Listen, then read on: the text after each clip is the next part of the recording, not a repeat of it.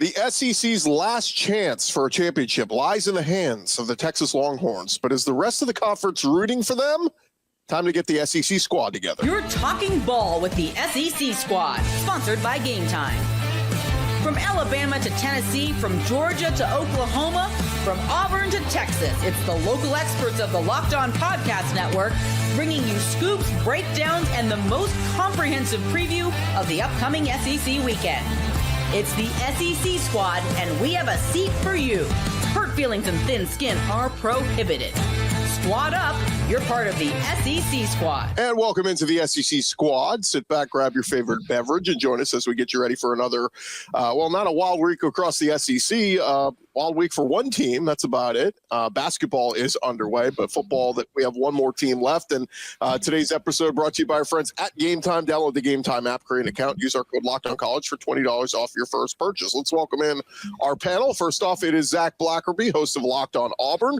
We've got Luke Robinson, host of Locked On Bama, and John Miller, host of Locked On Mizzou. I am Chris Gordy, host of Locked On SEC. Gentlemen, welcome in. Our buddy Jonathan Davis, host of Locked On Longhorns. I know he's busy this week. He's supposed to be joining us, but I was all ready to let him go defend Texas. But let's pose the question, guys. Throw it out to you. Are you rooting for Texas as the lone SEC representative still in the playoff?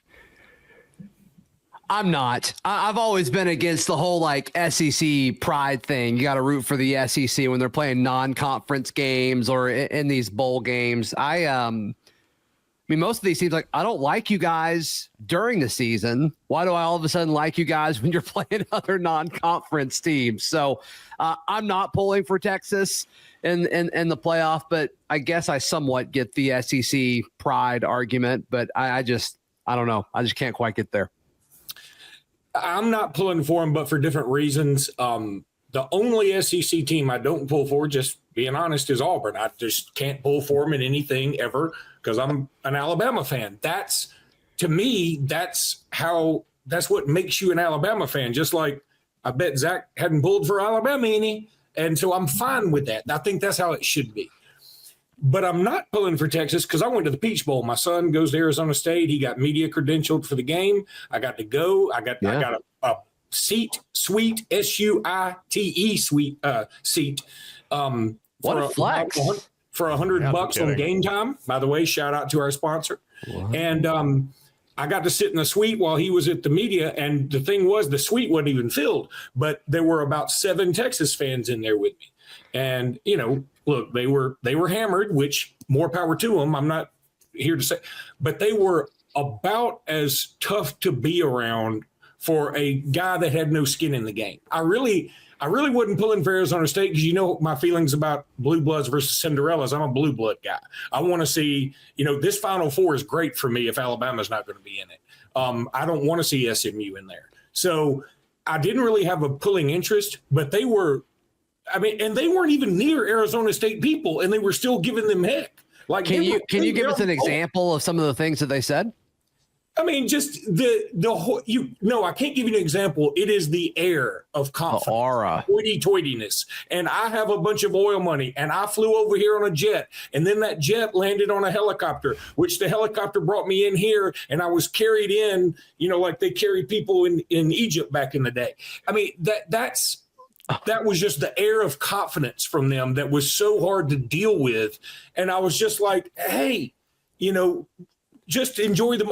Having fun is great, but they were just, it was tough. It was a tough. And you didn't even get to meet Allie Larder either. Come on. That's what you should have expected. Shout out for you Landman viewers out there. You're describing this fan base, and Gordy, John, y'all tell me if I'm wrong here, but I feel like you just described the Alabama fan base. Yeah, I was going to say, Luke is describing what we've all gone through the last decade of the arrogant fan base. This is what we've had to hear. First of all, man, we only think we're better than people in football. They thought they were better than us in everything, and frankly, they might be. Are you kidding me? No, are you kidding me? I think they are better than me. With basketball? But I don't think they're better than everybody at the Mercedes Dome.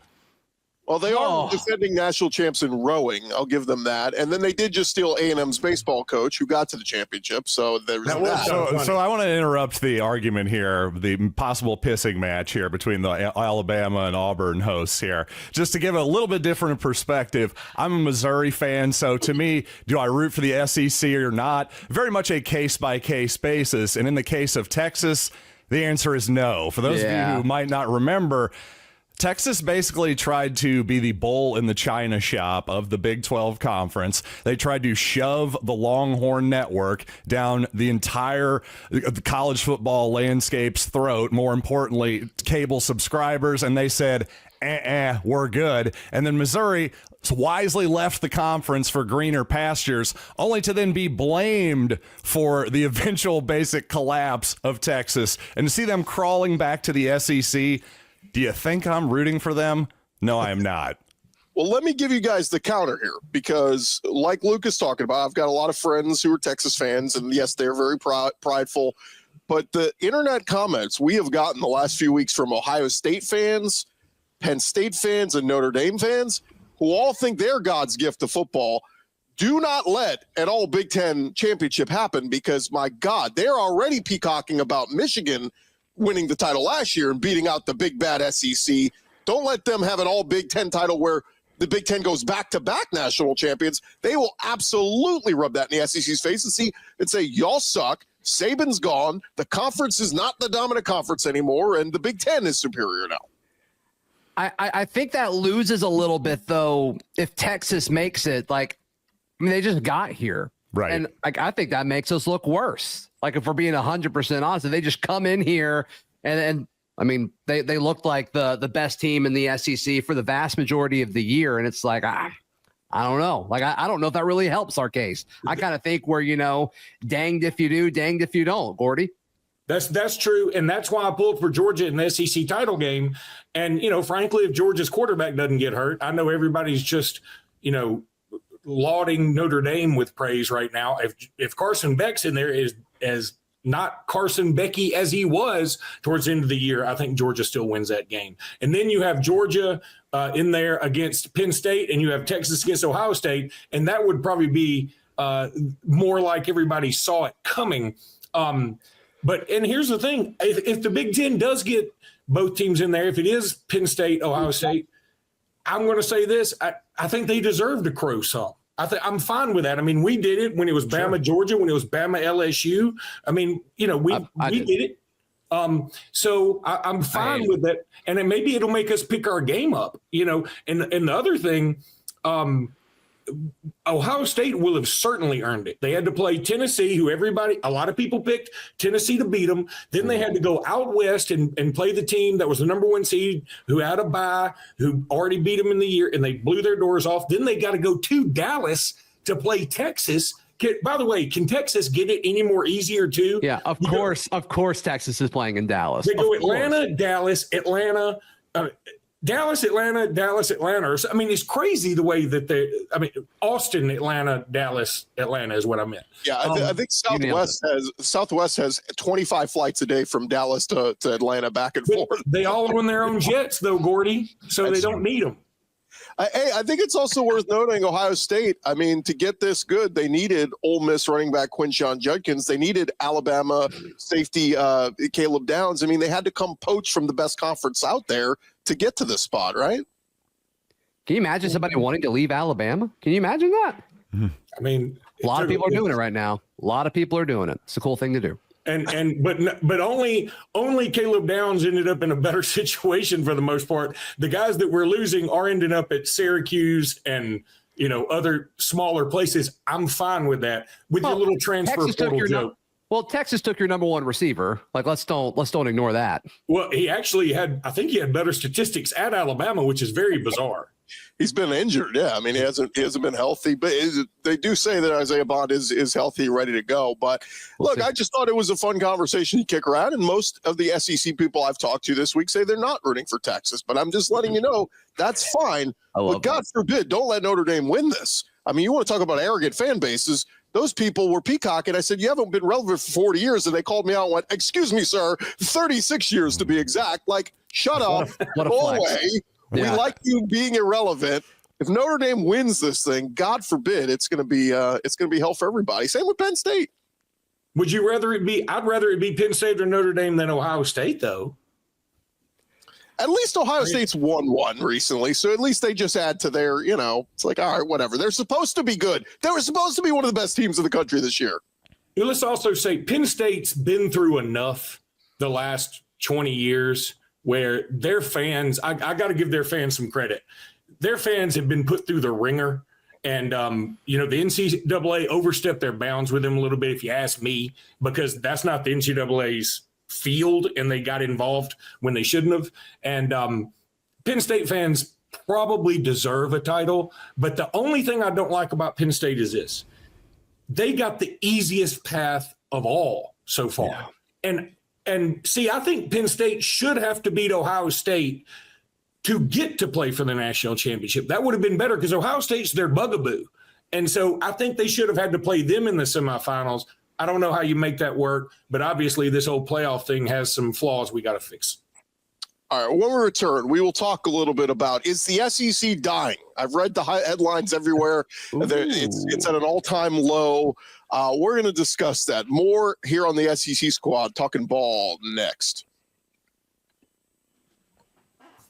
Back to the squad in just a second, but I want to remind you guys about our friends at Rocket Money. Look, did Rocket Money help you find any subscriptions you forgot about or that you were paying for twice? It's definitely happened to us. You have a few subscriptions that you don't even realize that you're still paying for, and Rocket Money, look, they're going to make it so easy for you to track them all down. It's like having a personal assistant for your finances. Rocket Money is a personal finance app that helps find and cancel your unwanted subscriptions, monitors your spending, and helps lower your bills so you can grow your savings. It brings everything together in one place, whether it's subscriptions, your spending habits, or even the goals you want to hit this year. Rocket Money has over 5 million users and has saved a total of $500 million in canceled subscriptions, saving members up to $740 a year when you use all of the app's premium features. Go cancel your unwanted subscriptions and reach your financial goals faster with Rocket Money. Go to rocketmoney.com/lockedon today. That's rocketmoney.com/lockedon, rocketmoney.com/lockedon. Our SEC Squad continues here on SEC Squad Edition. And guys, we throw out the question. I've been reading way too much this week about how the SEC is dying. Their reign of college football is over. By the way, 13 of the last 18 national championships. If Texas wins this, that's 14 of the last 19. Whatever, no big deal. Mm-hmm. Is the SEC dead? Have we hyped up this conference too much? Well, Dad, I'll just say, obviously, that's absurd. But the idea, it's interesting, you go back 18 years, that does predate the college football playoff. And I do think that in a 2-team system, in a 4-team system, I actually think it makes it a little bit easier for the SEC to win a national championship. I don't know what you guys think about that, but it sort of cuts out the fluff a little bit. And anybody, I don't care who you are, having to win 3 straight games, which at the very least you're going to have to do that. Most teams would have to win 4 in a row, obviously. That's a really tall order, and I actually think that brings in more variance, more injury possibilities, all that kind of stuff. Won't every team that's left have to have won 4 in a row this year because all the bye teams lost? I mean, that's just an interesting caveat. Yeah, this year. Very true. But, no, the SEC is not dying, just as you were talking about that. I pulled. Here's the team recruiting rankings for this year. Is Texas 1, Bama 2, Georgia 3, Oregon 4, Ohio State 5. Kudos to them. Auburn 6, LSU 7, A&M 8, and Michigan 9, Tennessee 10, Florida 11. So you got 3 Big Teners in there, and everybody else is an SECer. So I don't think this league is going anywhere. The only thing that's going to be interesting is, the transfer portal and NIL stuff. Everybody keeps talking about, well, it's leveled the playing field. First of all, who's in the Final Four again? 4 of the biggest brands in college football, right? Yeah, right. I don't think it's leveled the playing field. But secondly, where it has really helped, Notre Dame's, for instance, they usually had guys that were pretty good, that were like, okay, I'm going to take my chances going pro and maybe be a second, third, fourth rounder and still get paid, in the NFL. Well, now they can come back to school another year, improve their craft, and get paid maybe even more than they would have gotten paid had they been a fourth rounder. That's where it really helps them. And that's, because they have a lot of experienced dudes on that team. They got some players. Yeah. Real quick, just to add, you said the recruiting rankings. How about the transfer portal rankings? 7 of the top 11 are SEC teams. Mizzou is number 11 right there. Yeah, baby. Yeah. I love hearing and that. I think some of that is quarterback play too. Like, I don't think there's a cat next to you, Gordy. I think quarterback play will, I think it dipped a little bit. I mean, even some of the big names that we talked about, like I thought Lenora Sellers was awesome this year, but like South Carolina, even though they kind of had an outside shot towards the end of the season, like we all knew South Carolina probably wasn't going to be a playoff team. Carson Beck, I know he got hurt, but like, he wasn't the guy that we kind of thought he was going to be. Milroe at Bama, like it depended on the week, and when the fan base was turning on him or not, it was really, really hard to keep up with. But it just seems like the ebbs and flows of all this. Even Texas, the remaining team, like, do they like their quarterback? Like, I think this is going to level out this offseason. There's going to be more clear stability at a lot of different quarterbacks throughout the conference. Well, yeah, I think that's going to be the strength next year is you look at this conference and say, all right, is the SEC dying? Arch Manning at Texas is the preseason Heisman favorite already on a lot of sports books. So, wow. You got that. Georgia, they're going to bank on Gunnar Stockton. We'll see. There was some good there that we saw. Now they got more weapons. Actually got wide receivers who can catch the football coming in. Tennessee with Nico. Garrett Nussmeier. Nussmeier back at LSU. Lenora Sellers coming back. Carolina. Marcel Reed at A&M. It's pretty low. Hold on, you're missing one. Keep going. He wants you to say Jackson Arnold or Arnold Jackson. I can't remember his 2 first names. But he ran the ball 1,000 yards against your team, so you should know his name. I understand. I understand. Thanks for reminding me. Sure. But anywho, Diego Pavia. So, the leagues, and in fact, here's the other thing I think is going to be better about next year with the SEC and why the quarterbacks will be better. Even just using Alabama for an instance, they're going to have a quarterback that can throw it better. Now, they're not going to be as good a running quarterback, but whoever it is going to be able to throw it better. And you're going to have Jeremy Bernard coming back, Ryan Williams coming back, and you got the kid from Miami that just transferred in. You look at Auburn, for instance. You got Jackson Arnold, who I think – I don't know it, but I believe him to be better than the quarterback situation than they had last year. They also have Eric Singleton coming in. Cam Coleman's still there. They've got some weapons to throw to. You look at Nussmeier. Yeah, he lost his 2 top receivers this year, but he brings in who? Nick Anderson from Oklahoma. He brings in Barian Brown from Kentucky, who I absolutely adore. What does Georgia do? They have no weapons this year. They go get Zachariah Branch. No offense to John Napier or anybody else on the transfer portal list. Zachariah Branch was the guy. If you had said you can have one guy from the portal, that's who I would want. Yeah, and by the way, they added Noah Thomas from A&M, and who else? Micah Bell from Vanderbilt. So they've been adding, and it's look, that to me is the simple starting point of is the SEC going anywhere? But again, what could happen, guys, is with the great quarterback play and all that. Maybe it means more parity again next year in the SEC, because apparently what people judged the strength of the conference on was when you had that one dominant 12-0 team. And we all kind of looked at it and went, no, like that, it means Bama and Georgia were awesome and everybody else kind of stunk. This was a year where we saw parity at an all-time high in the SEC, so that very well could happen again next year. That is a good point. Like the irony of it is, sure, you didn't have the dominant team, but there were like 5 or 6 like pretty good teams, but in today's age, it's like, how far do you make it in the playoff, or how many teams do you get in the playoff? That's when you do this, like that's all that matters, sadly. Right. Well, and when people say the SEC is dying, does it not mean and people always say, well, that doesn't matter. Does it not mean anything to anybody that every year the SEC has the most people drafted, that the SEC has the most people in the NFL? Should mean what it means is you played those guys all the time. That's such a huge deal. I will also add to, and John, I want to hear from you, consider the source. like, who are the people saying this? Well, let's start with Joel Klatt, who is a Fox employee who has the Big Ten, the big noon kickoff, who, of course, he's going to talk up the Big Ten as the best. He's been saying the SEC stinks for 3 years because he doesn't get paid by them.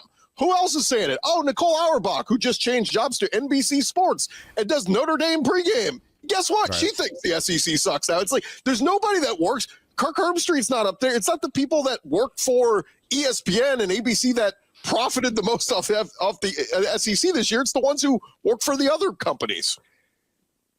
Yeah, there's definitely a thing of talking your own book for sure. The Big Ten's going to talk up the Big Ten. The SEC is going to talk up the SEC. It's all big money. That's all this is. It's big TV money. Of course, you're going to lean toward your partner. Why wouldn't you? That's just good business.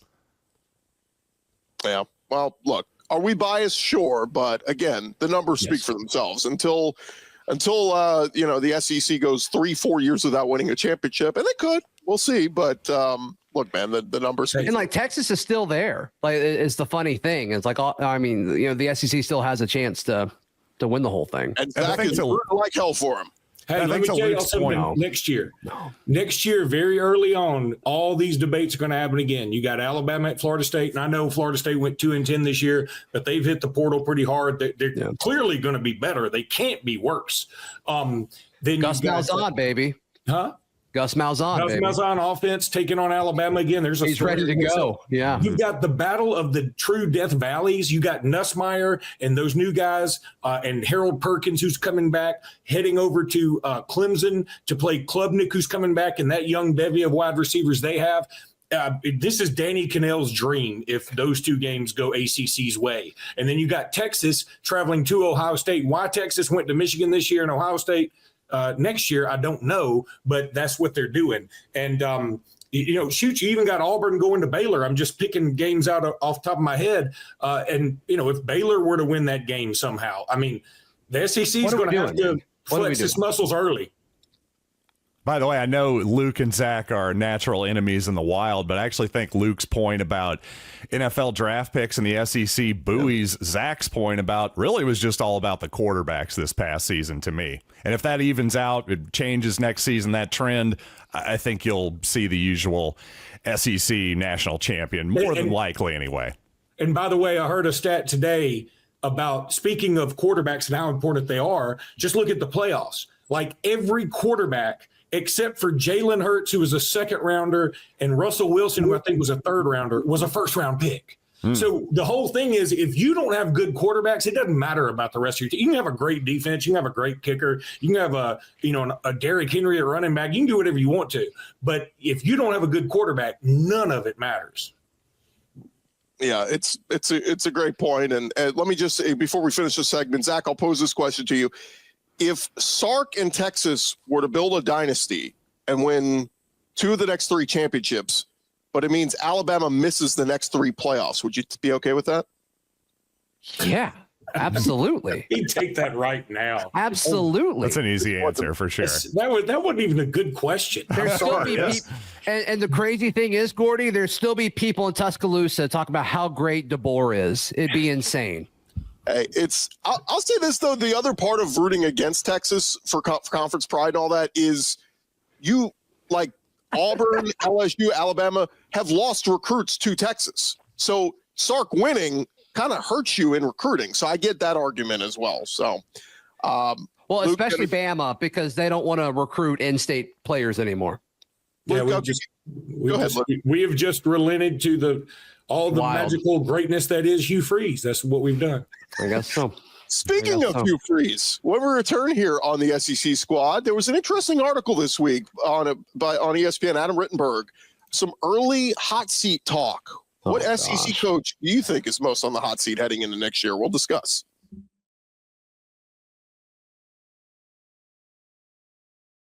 Run along here with your SEC Squad, and guys, good article, Adam Rittenberg over at ESPN, talking about the way too early hot seat looking ahead to next college football season. And I kind of like he broke it up into categories of coaches. And the first category he had, it was called We Want This to Work. And he had a couple of SEC coaches in there, Brent Venables at Oklahoma, Kalen DeBoer at Alabama, and Hugh Freeze at Auburn.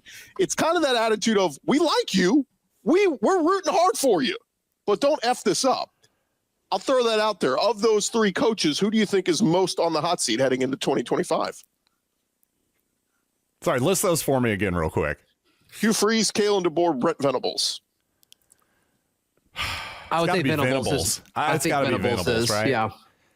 I just think in terms of time and just, I think if you're an Oklahoma fan, you're playing kind of disgusting football lately, to be honest, coming off of Lincoln Riley offensively, Caleb Williams, Kyler Murray. That was a little bit more exciting than watching, I'm sorry, Zach, cover your ears, Jackson Arnold fumble the ball late against Missouri for a scoop and score. That was a little bit gross if I'm an Oklahoma fan.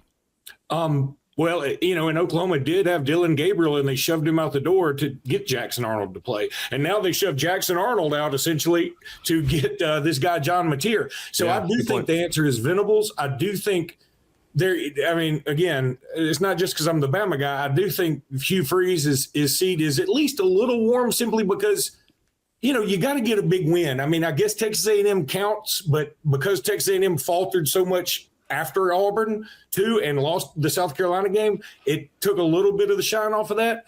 But I do think Auburn's going to be a lot better next year. I mean, I really do. And I think the schedule sets up nicely for them. They get Bama and Georgia in Jordan-Hare Stadium. So they might get one or both of those two teams next year. Consider there's so much turnover between Bama and Auburn. Between Georgia and Alabama. I think they would really have to fall off. Obviously if he goes 4-8 or 5-7, he's gone. At 6-6, I think there's a world where they keep him even.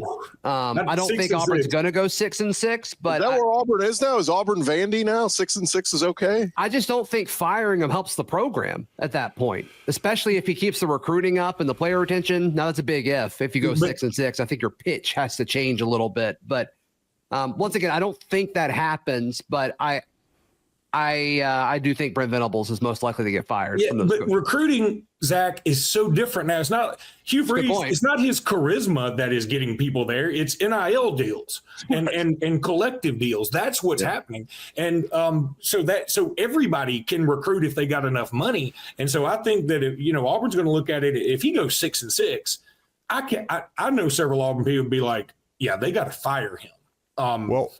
Well, if you think about it, who you have to recruit now? You got to recruit the big donors. That's why John Calipari is no longer at Kentucky, as far as I can tell, because he's buddy with the Arkansas Razorbacks. The big money down there, they wanted him. That was a big reason why he's there. Mm-hmm. I should mention, too, Mark Stoops' name was in this category as well. And coming off a 4-8 season, I know he raised the standard there with how many years? 7-8 years making a bowl game. But if he goes 4-8 again, I think they're yelling to get him out. Only problem is the buyout. And I threw this out hypothetically. A lot of people think this might be Kirk Ferentz's last year at Iowa. Mark Stoops' alma mater is Iowa. They might kind of work out a deal where, hey, that job's open. Isn't that your dream job? And he goes there. They don't have to pay the buyout to get rid of him. Kind of like Calipari left for Arkansas, and Kentucky didn't have to pay the buyout for him to go away. So just kind of a hypothetical thing there. But, yeah, if Stoops repeats what he just did this past year, they're going to run him out of town. He's a top 10 highest paid coach in college football. Kirk Ferentz is never, ever going to be fired, nor will he ever quit. He will be like that Liberty commercial where the guy is standing in front of the Statue of Liberty. He's got a wax figure of himself. They'll just put that out there because Kirk Ferentz has been the coach at Iowa since well before Zach was born. I mean, he's just been there forever. He beat Saban at LSU. He's been there That's forever. Amazing. But he's about to be 70. Eventually he's got to walk off into the sunset. Yeah. But that one to me, I just saw as checks back. What are you talking about? That's true. But Stoops, I can't see getting fired just because of the buyout. That's the same thing with Brian Kelly at LSU. Everyone's like, he better win a championship. Well, if not, what? They're not going to pay a massive buyout to get rid of him. Belichick is back, but does Ferentz have a 26-year-old girlfriend to keep him young? I don't believe he does, but the day is still young. I did want to throw in there were two others that they said can't backslide, and that was Sam Pittman at Arkansas and Billy Napier at Florida. Look, a lot of goodwill how they finished the year, but both those guys have to either sustain and do exactly what they did this year or get better. They can't fall back and be 5-7 next year. Yeah, I mean, I think Florida overachieved. I think we all agree that Florida kind of got their stuff together, but they've got a brutal schedule again this upcoming season. So curious to see what happens there. And as far as like Sam Pittman at Arkansas, like I'm a little surprised that that's still happening. I mean, I know our guy John Neighbors of Locked On Razorbacks like did several shows like yelling, why did we put out this statement that we're rolling with Pittman for another year? I think Pittman's seat is hotter than a few of the other coaches that we mentioned. I was going to say that too. Yeah, they also put in here Jeff Lebby, who went winless in the conference in year one. But to me, that almost was like when he signed on the dotted line, that had to be like, I need 3 to 4 years to turn this thing around. Yeah. Do you get 3 to 4 years in the NIL transfer portal era, though? Is that still a thing? 3 to 4 or 30 to 40? I mean, it's a long turnaround thing for them, I think. Look, we've seen Diego Pavia in 1 year turn Vanderbilt from a god awful atrocity 66 team. So, you know, if Blake Shapen stays healthy this year, maybe Mississippi State pulls off a couple upsets of somebody. So who do we all pick real quick? Who was your pick for hot seat going into next year? Venables, Luke? Venables and Pittman is 1B kind of. Yeah, I agree. Venables then Pittman. Okay, then I'll go Hugh Freeze. That's where I'll go. Well, that's who Luke wanted to say. Well, but Venables is the answer, because it's also got to hurt Oklahoma fans that Texas is doing so well. Yeah, I mean, they both come in at the same time. Texas makes it to the championship game. Now they're in the Final Four of football, and Oklahoma goes to a bowl game and lets Navy run all over them and come back from a 14-0 deficit, which is usually insurmountable for Navy. Yeah, the timing that, like, if Oklahoma would have joined the league a few years ago, I think it would have been the opposite, because I think Oklahoma was rolling and Texas was trying to figure everything out. So, right. They were firing Tom Herman and trying to find. And Sark's first year was abysmal. It's a good comparison too, because John Miller 2012, when Mizzou and A&M came in, they both had success. Mizzou was winning the East, but A&M had the Johnny Manziel Heisman year, and they were kind of rode that. So both programs kind of rode success. Texas comes in, instant hit in the SEC, and Oklahoma does this. Yeah, I'm with you. Yeah, Oklahoma did have the hardest schedule by a long shot. Yeah, no, the SEC definitely wanted to make sure Texas was happy with the new partnership. No question. No doubt about that. And Oklahoma They also wanted to make sure that they were happy with that non-targeting call, and then when the field goal bounces over the upright, it doesn't get called. I mean, I'm not a conspiracy theorist, and Zach has certainly has some fans that say Alabama gets all the breaks, but my God, Texas has got every break you can get coming into this conference. I've never seen anything like it. You've never seen anything like it. Never seen it. Been to 3 World's Fairs. Never seen anything like it. You've never seen anything like it. Nothing like it at all. I'm Zach, not a fan of hyperbole at the end of the show here. I'm never doing this with you again. You're so friendly when we're texting. Luke and I talk almost every day, and we're actually very friendly with each other. In closing, though, Luke, another 4-loss season for DeBoer. Come on, he can't survive 8-4 next year. Come on. Well, no, he would survive, but it would. I mean, then he would be the 3rd-year hot seat guy. There's no question. I think his seat it's not on fire or anything. Feinbaum that's some clickbait stuff. I love Paul Feinbaum, I really do, but that's some clickbait stuff. I mean, I think everybody's willing to say, okay, you were in a tough situation this year, because I think everybody, at least when the Oklahoma game came around, and nobody's been more rah-rah Jalen Milroe than me. When the Oklahoma game came around and it was halftime, I was like, we need to do something different. And just like stop Jackson Arnold. Yeah, that would have been nice. Or just have trade Jackson Arnold for Jalen Milroe at halftime. See if we can do that. I mean, we're heading that way in college football anyway. We're going to have trades. Why not? But so you admit you'd rather have Jackson Arnold than Jalen Milroe? That's what you just said? No, I did. I was just kind of like that's what you said. Yeah, I think that is what you said. I was kind of going along with your bad joke. That's all. This is what I heard. Hey, all I'll say is Kalen DeBoer, it's nice that Bill Belichick is in college football now, because at least somebody will be there to take the heat off of his bad wardrobe. You know what I'm saying? If they don't show his girlfriend in the stands like they did with A.J. McCarron and his wife back in the day, that's TV gold. Brent Musburger will come back for that. Yeah, put Musburger on that. My Lord. Yeah. Coming out of retirement to call North Carolina games. Who would have thought Lane Kiffin is getting back with his ex-wife and Bill Belichick has the 26-year-old girlfriend? Wow, so he's pulling the alley larder. See, I brought it full circle. Wow. Good work. Look, who is Bama's quarterback? Is it Ty Simpson next year or Keelan Russell? Look, I've been saying Ty Simpson because my co-host Jimmy Stein has me convinced of that, and I do like Ty Simpson. But the more I watch Keelan Russell, and I know he's out of high school. He was National Player of the Year. I think it's not crazy to think true freshmen can come in and play quarterback anymore. And so I'm going to go Ty Simpson, but it's with Keelan Russell's with a bullet. 8-4 DeBoer. You said he survives. His job may survive, but he might be stabbed by an Alabama fan. So there's that. Well, I meant like survives the job. I didn't mean he's going to actually make it living to the next year. That will be more difficult. Harvey Updike has kids, right? They might, they might come after him. All right, that is going to do it for this edition of Locked On. Our never doing this show again. This is why I don't do this show with y'all. Alabama faces a little bit of an obstacle, and you just run away. You can't take it. Zach can only come on again if Luke is here, and Luke, you can only come on if Zach is here. That's the rule. It is the SEC Squad. Thank you guys so much for making us your first listen every day. And, of course, for your second listen, you can check out some of our other great podcasts. Check out Locked On Auburn with Zach, Locked On Bama with Luke, Locked On Mizzou with John Miller. And, hey, let us know in the comments, angry Big Ten fans, how much your conference is better, even though you haven't won 13 of the last 18 national championships. I'll just say it again. For all of you guys, we'll talk to you guys next week right here on the SEC Squad.